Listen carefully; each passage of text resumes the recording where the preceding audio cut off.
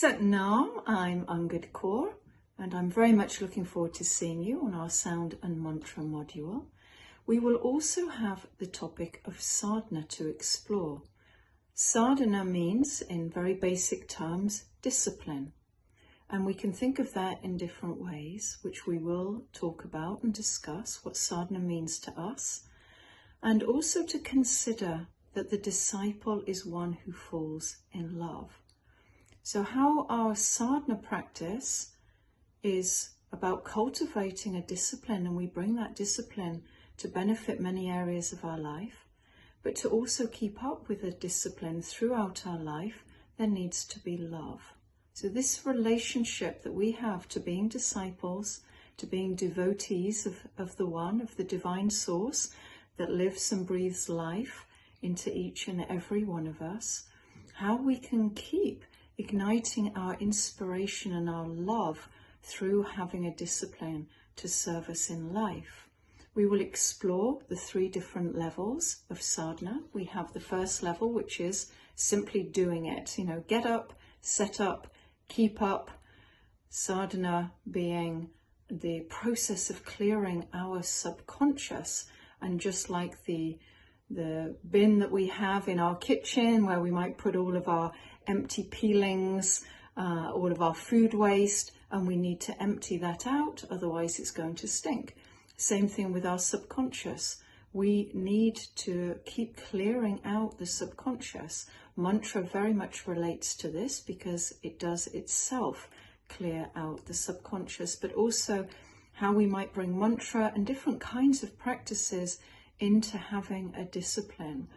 So this is our first stage. Strengthening the commitment to self, we would say, really in the first stage of sadhana. And then we have aradhana, which is very much about our attitude. So mastering your spiritual practice and the attitude of wanting to do it. There becomes a different flow. You get up because you want to do it. And then through this process, we come to prabhupati. And this really is the mastery of the universe. And we could also say, God and me and God are one. When we reach this state, it's like God is acting, speaking, breathing through us so that we walk in life.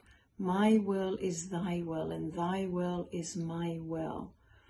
So we'll explore these 3 stages of sadhana. But importantly, we'll also consider what kind of practice is best going to serve you at this moment in time in your life. What have you learnt so far through having a practice?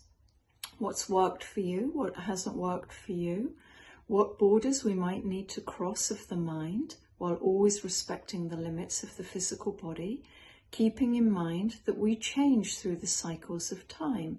So a practice that we may have in our 20s might change significantly to the practice we have in our 50s and then into our 60s and our 70s.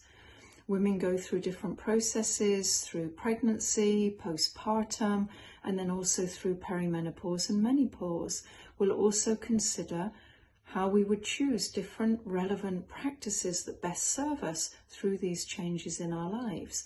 If we've had an injury, for example, or an illness, then what kind of practice would be appropriate to still keep us connected to the divine source within, to be still acknowledging the needs of the body, but also crossing the general limits of the mind, so we can project the mind into a much more expansive state of the infinite and in relation to serving the spirit.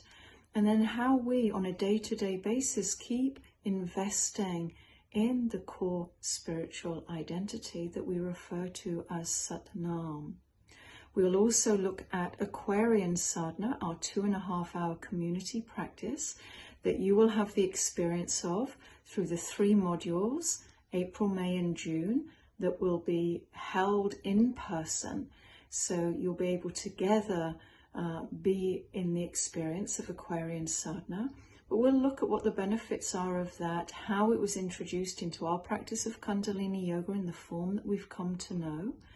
And then we will also relate that to the difference of a personal sadhana. So one is about community sadhana and the benefits that that will bring, and then the other is about how we establish our own personal sadhana that is working on us in relation to clearing our own karmas and samskaras, changing our habits, changing from within so that we walk through our life really connected to the destiny that we have to meet that comes through the support of our daily practice.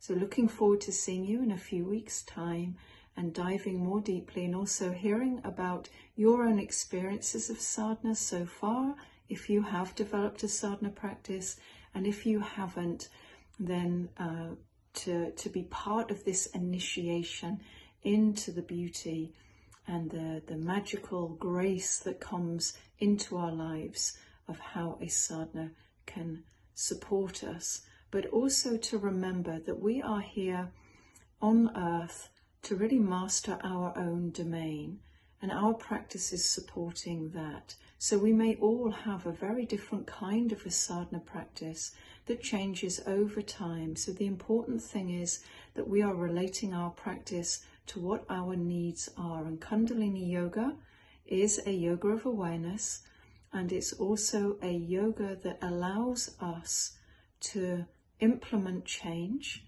but also to manage change at the same time. And we are in times of great change. Fundamental change is happening in the world. We cannot avoid that.